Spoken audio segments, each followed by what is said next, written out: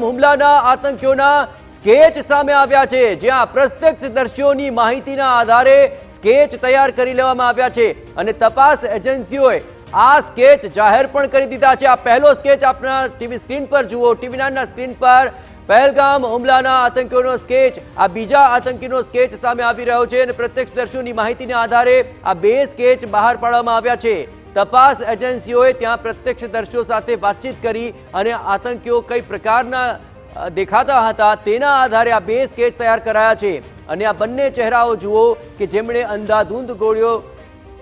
ચલાવીને 26 લોકોને મોતને ઘાટ ઉતારી દીધા। તો તપાસ એજન્સીઓએ બે સ્કેચ જાહેર કર્યા છે। બંને સ્કેચ આપ ટીવીના સ્ક્રીન પર જોઈ રહ્યા છો અને આ સ્થાનિક અને પ્રત્યક્ષદર્શીઓની વાતચીત અને માહિતીના આધારે સ્કેચ તૈયાર કરાયા છે। તો આ તમામ જે તપાસનો એક ભાગ છે, કેપ્ટન સાહેબ તમે જે વાત કરી રહ્યા હતા એ જ પ્રકારે ઘણી બધી તપાસના પહેલુઓ છે, પણ આ સ્કેચ જાહેર કર્યા છે। જે પ્રત્યક્ષદર્શીઓએ આખી ઘટના નિહાળી, જે લોકો ત્યાં બચીને અત્યારે સારવાર લઈ રહ્યા છે, તેવા લોકો પાસેથી માહિતી મેળવીને આ સ્કેચ જાહેર કરાયા છે। કેટલી મહત્વપૂર્ણ મદદ મળી રહેશે અને હજુ પણ આ અન્ય કેટલા એવા પાસા છે કે જેને લઈને આ તપાસ સઘન થઈ શકશે? કેપ્ટન સાહેબ, ઘણી મહત્વપૂર્ણ મદદ થઈ શકે અને યસ, જે પ્રત્યક્ષદર્શીઓ હતા જેમણે પોતાના સ્વજનો ગુમાવ્યા છે કે એમના સ્વજનો ઘાયલ થયા છે, એમણે તો સાવ નજીકથી આ લોકોને જોયા હશે, પણ એ લોકો કદાચ સંવેદનાત્મક ઇમોશનલ ટ્રોમામાં હોય, તકલીફમાં હોય, એટલે એ લોકો કદાચ વધારે ના કહી શકે, તેમ છતાં તેમની મદદ લઈ શકાય। ઘણા બહાદુર નાગરિકો આવી રીતે હોય છે જે આવી રીતે આગળ આવીને મદદ કરતા હોય છે। એ સિવાય બીજા પ્રત્યક્ષદર્શીઓ કે જે ત્યાં બીજું કોઈ કામથી હોય, ત્યાંના વેપારીઓ હોય, એમની પાસેથી પણ આ માહિતી લઈ શકાય અને એકવાર આ સ્કેચ બની ગયા પછી કામ ઘણું સરળ થઈ જતું હોય છે। ક્યાંથી આવ્યા, કેવી રીતે આવ્યા, એ મૂવમેન્ટ, એમને લાવનાર કોઈ વાહન, પબ્લિક ટ્રાન્સપોર્ટ હતો કે પ્રાઇવેટ વાહન હતું, રસ્તા ઉપર ત્યાં જમ્મુ કાશ્મીરમાં લગભગ બધી જગ્યાએ મેઇન રોડ્સ ઉપર અલગ અલગ સુરક્ષા એજન્સીઝની ચોકીઓ બનાવેલી છે, જ્યાં જેવી સ્થિતિ એના આધારે દરેક ગાડી અથવા અમુક ગાડીઓ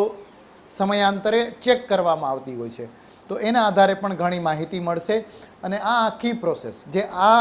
પરપેટ્રેટર્સને પકડવાની તો ચોક્કસ થશે, પણ આમના સિવાય કેટલાયને ખતમ કરવા, દરેકને ખતમ કરવો એ એમ હોવો જોઈએ અને એના માટે આ જ પ્રકારની જે હ્યુમન ઇન્ટેલિજન્સ, ડિજિટલ ઇન્ટેલિજન્સ અને એ સિવાયની ફાઇનાન્શિયલ સિગ્નેચર્સ, એમના ફાઇનાન્શિયલ ટ્રેલ, વોટેવર જેને કહેવાય એ, અને એ પ્રકારના જે બાતમીદારો હોય છે, ડિફેન્સ પણ, મિલિટરીની પણ સ્પેશિયલ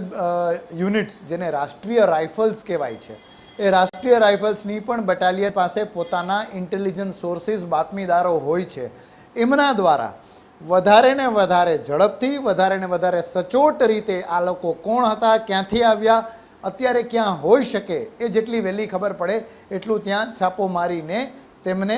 બને તેટલા ઓછા સૂરજ એ લોકો જોવે અને એ પહેલાં એ ખતમ થાય,